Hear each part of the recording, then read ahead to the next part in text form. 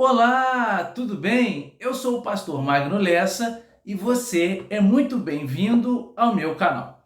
Nesta aula, nós vamos falar aqui da lição de número 3, que tem por título O Céu, o Destino do Crente. O texto áureo se encontra em Filipenses capítulo 3, versículo 20, que diz assim: Mas a nossa cidade está nos céus, donde também esperamos o Salvador, o Senhor Jesus Cristo. A verdade prática diz assim: o crente deve viver a vida cristã com a mente voltada para o céu, como a sua legítima esperança. Logo, a lição ela tem três objetivos. O primeiro, distinguir o céu como morada final na vida eterna com Deus. Segundo, apresentar o conceito de céu conforme aparece no livro de Apocalipse. E o terceiro, esse é o segundo, o terceiro, pontuar que o céu é o destino dos cristãos e o lugar de repouso após a árdua carreira da vida cristã neste mundo. Logo, a palavra-chave que vai nortear aqui toda a nossa lição é a palavra céu. Vamos aqui então para a introdução, que diz assim: ao homem natural é impossível discernir as coisas espirituais, visto que elas só podem ser discernidas espiritualmente. Quem diz isso é o apóstolo Paulo, em 1 Coríntios 2,14. Paulo está fazendo aqui um contraste entre o homem carnal e o homem espiritual. O homem carnal só discerne as coisas da carne, visto que ele pensa somente nas coisas que são daqui. Ele olha somente para a horizontal. Vale aqui a advertência de Paulo: aquele que espera Cristo somente para esta vida é o mais miserável de todos.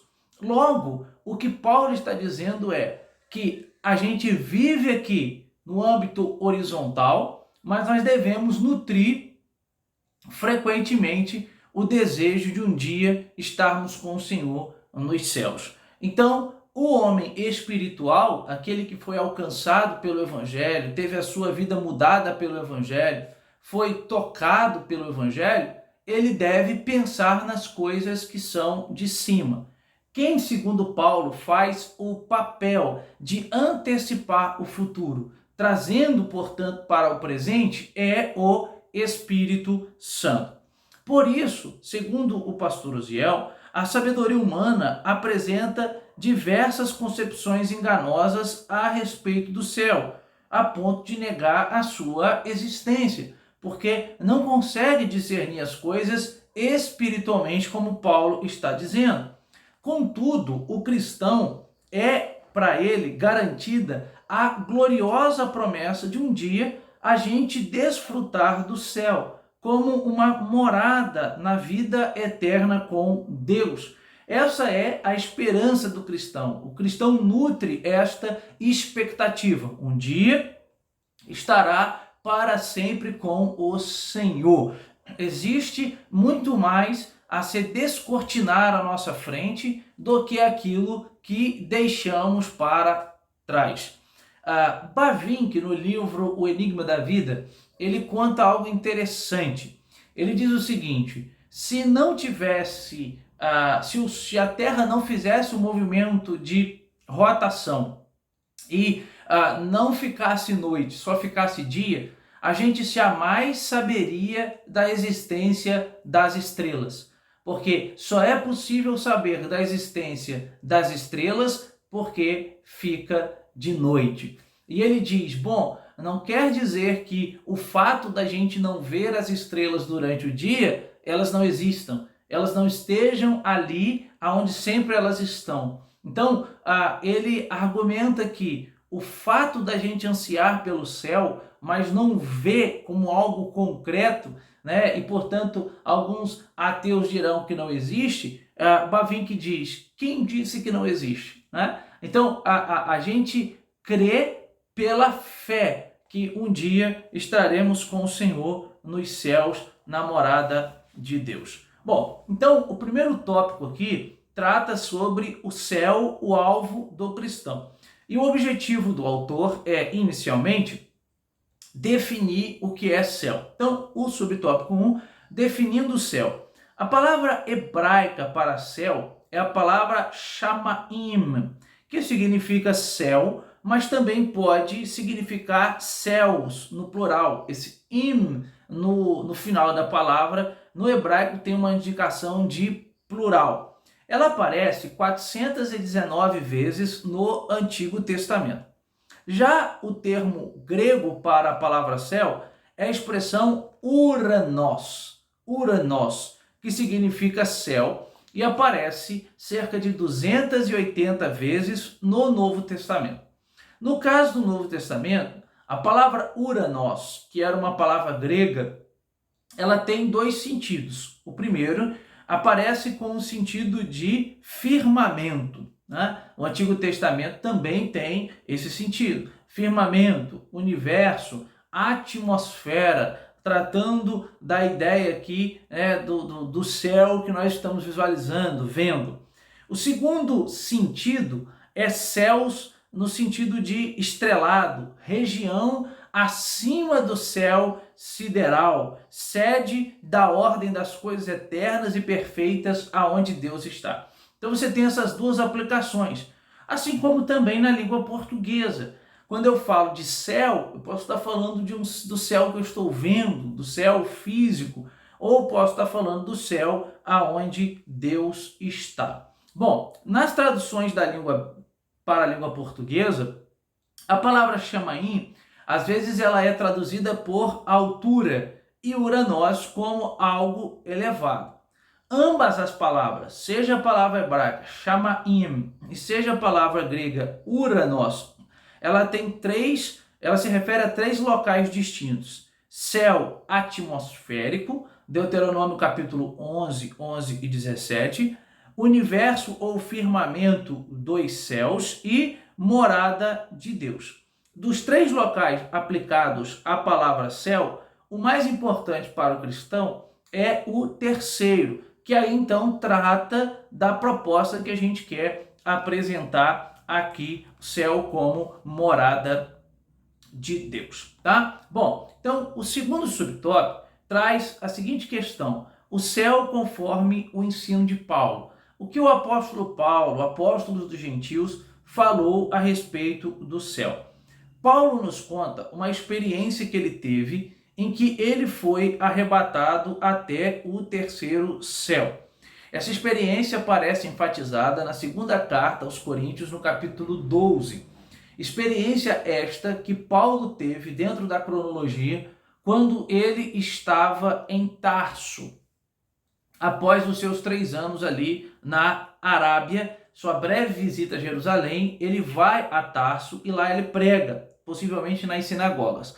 E ele então conta aos irmãos de Corinto, embora ele não queira fazer isso, porque ele não entende que as experiências espirituais que ele tem possam ser usadas como plataforma para o seu ministério.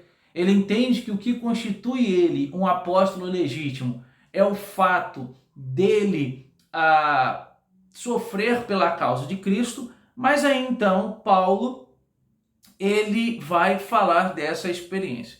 Ele fala que ele foi ao paraíso. A palavra paraíso que aparece ali indica a ideia de um jardim cercado por muralhas.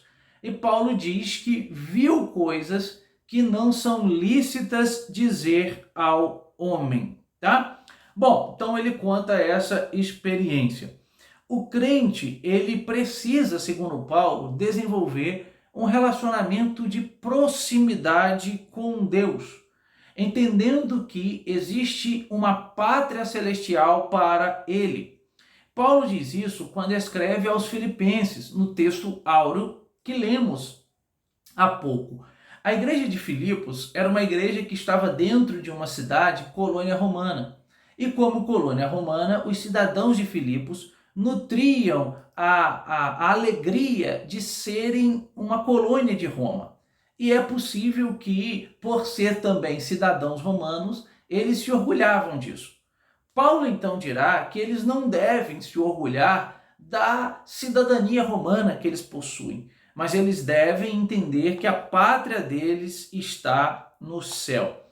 Então, o poder que está aqui nas nossas mãos é entender que Jesus morreu por nós, o Espírito Santo tocou em nosso coração e nós abraçamos o Evangelho. E vivemos de fato na ardente expectativa de um dia ressuscitarmos e estarmos com o Senhor para sempre.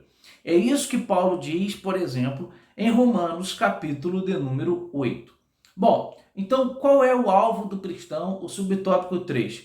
Depois de salvo, nós não mais pertencemos a nós mesmos.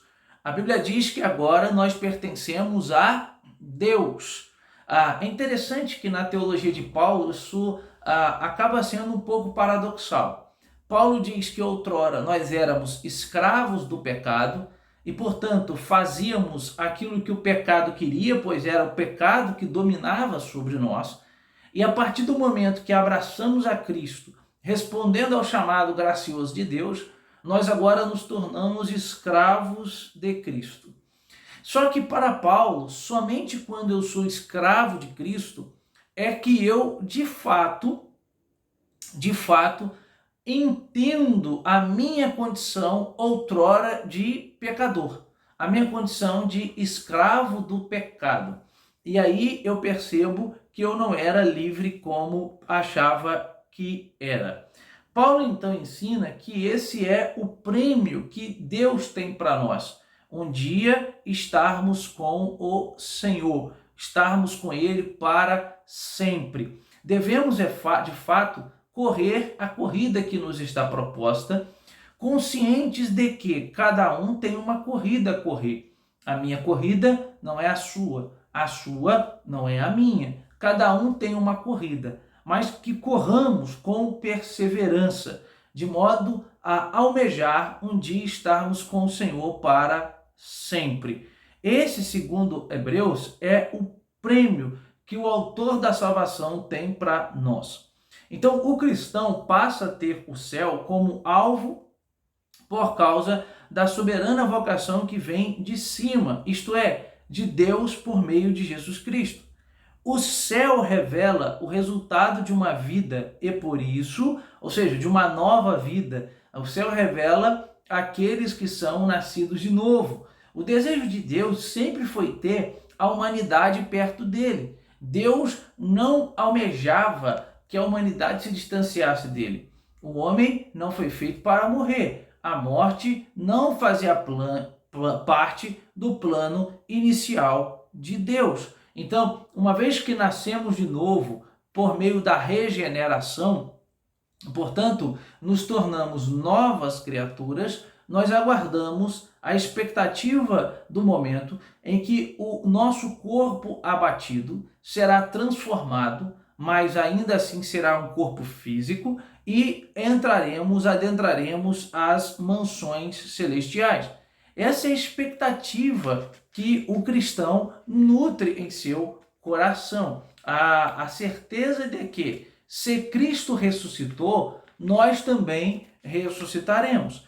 A nossa esperança incide no fato de que Cristo também ressuscitou. O fato dele ter ressuscitado garante, então, o cumprimento da promessa de que, se sofremos com Cristo, também com ele seremos glorificados. Bom, o tópico de número 2, ele faz uma descrição do céu segundo o livro de Apocalipse, que é o último livro da Bíblia Sagrada. Há pouco tempo, dando um estudo na igreja que eu sou membro, eu disse que o Apocalipse não é um livro de medo. Ele não pode ser encarado como um livro de medo. O Apocalipse é um livro de esperança. A ideia é apresentar para nós a esperança do cristão. Então, não leia o Apocalipse com medo, mas leia o Apocalipse nutrindo a esperança no seu coração. Bom, o Apocalipse, então, fala do novo céu e da nova terra, que o autor diz assim: Depois da abertura dos 7 selos, conforme Apocalipse 6, em que predominaram a desordem, a tribulação e o juízo, o quadro revelado na sequência é de um novo estado eterno. O apóstolo João diz que o primeiro céu e a primeira terra passaram. O mar não existe mais. O mar em Apocalipse tem um sentido de mal, né? Dentro da literatura apocalíptica, o mar tem a ideia da onde emerge o mal, da onde vem o mal, né? Não por acaso uma besta sobe do mar, né? Então é possível que ele esteja de maneira figurada dizendo que o mal já não existe mais, tá? Esse céu é o espaço astronômico. Não se trata da habitação eterna de Deus. Então o apóstolo contempla um novo céu e uma nova terra. O adjetivo grego kainos, que aparece no texto, traz a ideia de um novo com respeito à forma, fresco, recente, não usado. Nesse sentido, o novo céu é um lugar sem precedente, incomum e desconhecido. Isaías profetizou a criação de novos céus e nova terra. O apóstolo Pedro confirmou essa esperança. Esse lugar é o destino do cristão, um novo lar completamente redimido, né? Eis a nossa esperança. Aguardamos ardentemente, com expectativa, o dia em que estaremos com o Senhor nessa terra, nessa pátria preparada para nós, preparada para os salvos, preparada para os lavados e remidos no sangue do Cordeiro, para todos os salvos ao longo da história da igreja, todos aqueles que abraçaram a Cristo. No Antigo Testamento, aqueles que aguardavam e nutriam a promessa, a expectativa da promessa. O céu é a morada de Deus, o céu é aonde Deus está e nós estaremos com Ele para sempre. Viveremos em um corpo transformado. No entanto, ainda assim será corpo. A ideia é que teremos um corpo semelhante ao de Cristo.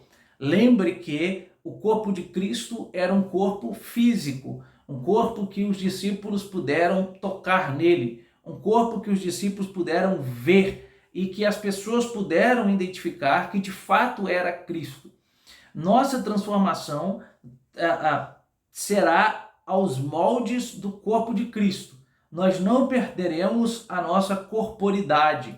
Nós ainda assim teremos um corpo, porém esse corpo será transformado. O que é essa transformação?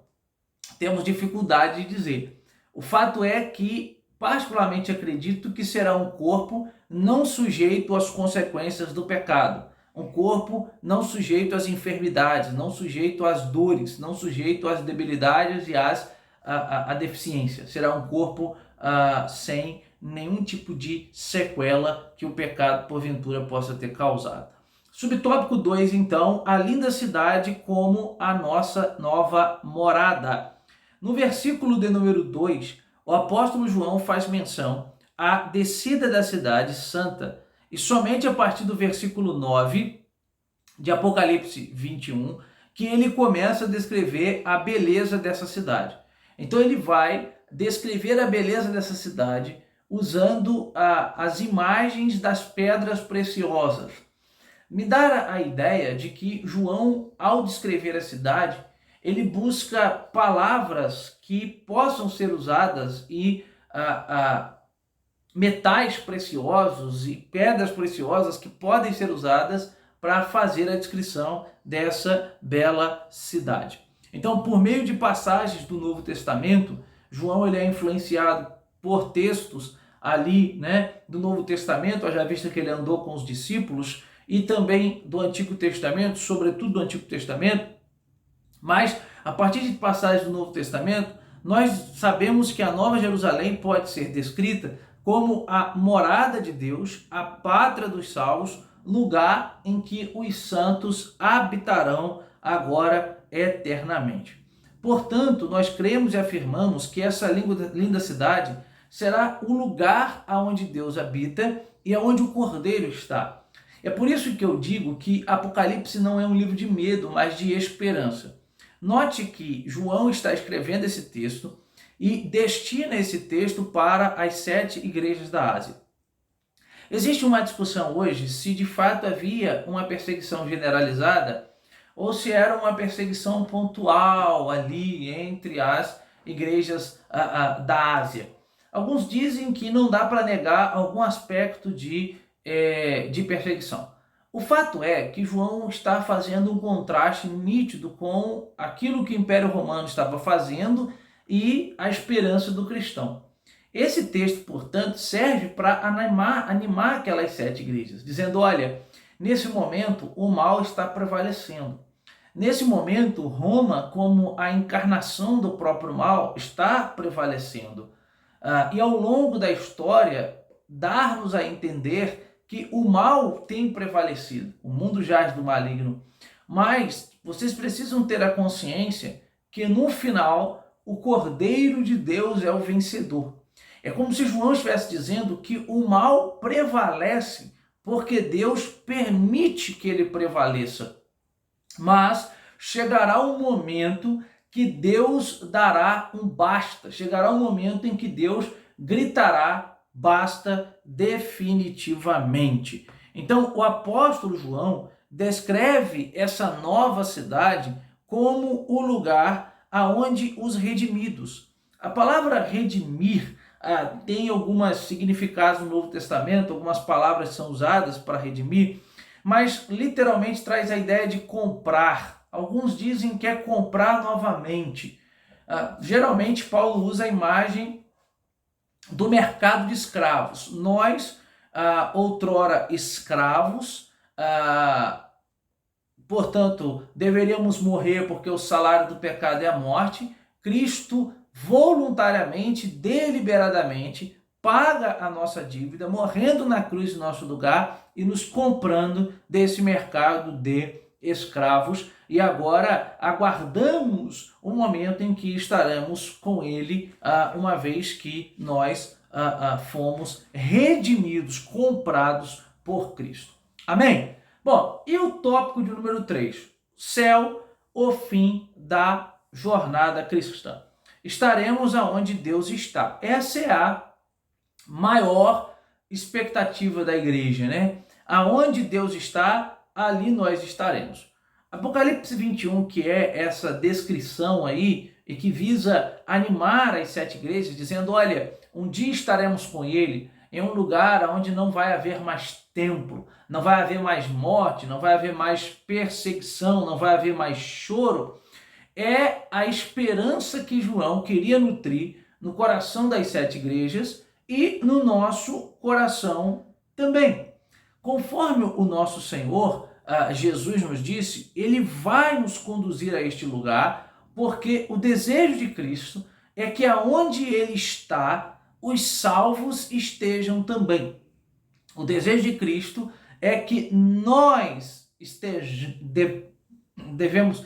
o desejo de Cristo é nos conduzir a estar aonde ele está, né? Porque a lógica é, vivemos almejando isso, vivemos desejando isso, vivemos sonhando com isso, vivemos nutrindo a expectativa disso. Então, nesse lugar, que é a morada dos santos, nós habitaremos com Deus. João chega a dizer que a glória do Senhor, ela vai iluminar toda a cidade, e nós ali estaremos com ele. E seremos agora definitivamente o seu povo. Tudo isso se tornará realidade no futuro, quando Deus unir e transformar, né, todas as coisas, cumprindo aqui a expectativa do Antigo Testamento e do Novo Testamento. Nossa união com Deus se dará sem nenhum tipo de impedimento.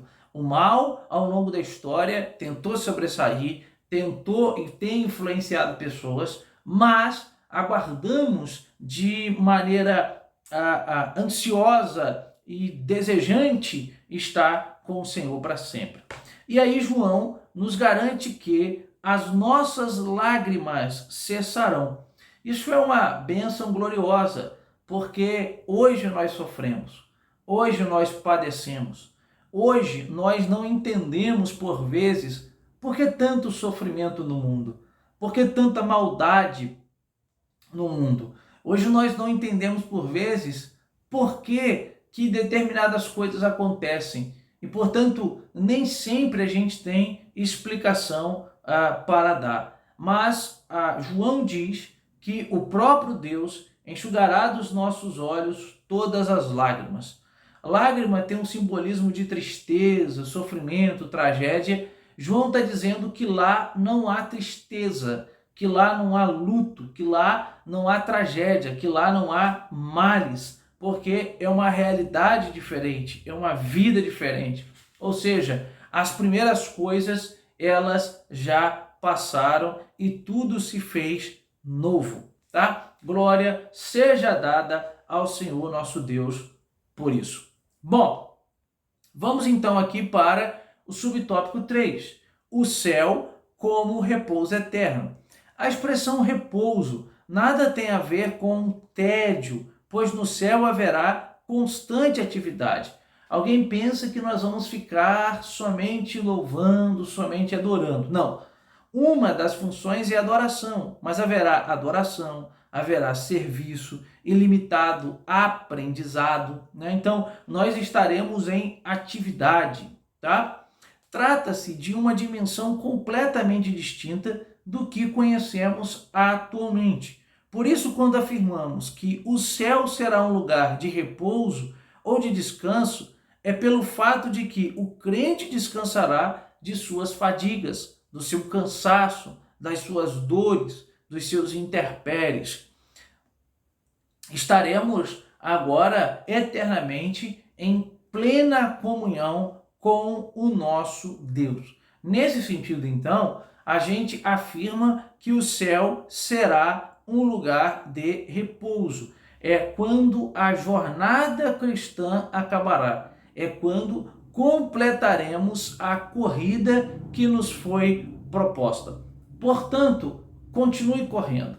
Portanto, não pare de correr. Portanto, levante a cabeça e com a ajuda do Espírito Santo, continue com passos firmes, correndo a carreira que terá proposta para você, tá? Então, na expectativa de um dia, ao findar a nossa carreira, como diz Paulo, receberemos a coroa de glória, mas que ao longo do percurso, ao longo da corrida, possamos manter a nossa fé firme. Disse o apóstolo: terminei a carreira, completei a fé. Completei a carreira, guardei a fé. Ou seja, a carreira finalizou, mas a fé está guardada. E aí Paulo diz: agora eu aguardo a coroa que o justo juiz me dará naquele dia. Não somente a mim, mas todos quantos aguardam a vinda de Cristo ou amam a sua vinda. Amém? Bom, dito isso, então, vamos aqui para a conclusão. O autor diz assim: para se viver a esperança celestial, é preciso nascer de novo, viver em Cristo e transformar a mente. É preciso ter uma nova natureza. Sem isso, é impossível crer nas coisas espirituais, pois essas coisas só podem ser discernidas espiritualmente. O homem em estado de pecado, ele não deseja Deus. O homem em estado de pecado não almeja Deus, não quer Deus, não deseja o Senhor. Deus, por bondade, dar a este homem a condição de crer nele, através do Espírito Santo, trazendo clareza ao seu coração da verdade e do juízo de Deus, e este ser humano então abraça o Senhor como Salvador, tá? Então prossigamos a nossa jornada para o céu de glória, o alvo de todo salvo em Cristo, conforme as regras divinas estabelecidas pela palavra de Deus. Sendo assim, a palavra de Deus é o nosso manual de fé e de prática, que vai nortear as nossas condutas, a nossa conduta na caminhada, na trajetória, na corrida. E que Deus em Cristo, portanto, possa nos ajudar, nos auxiliar por intermédio do Espírito Santo nesse trajeto. Que Deus nos abençoe grandemente em Cristo Jesus.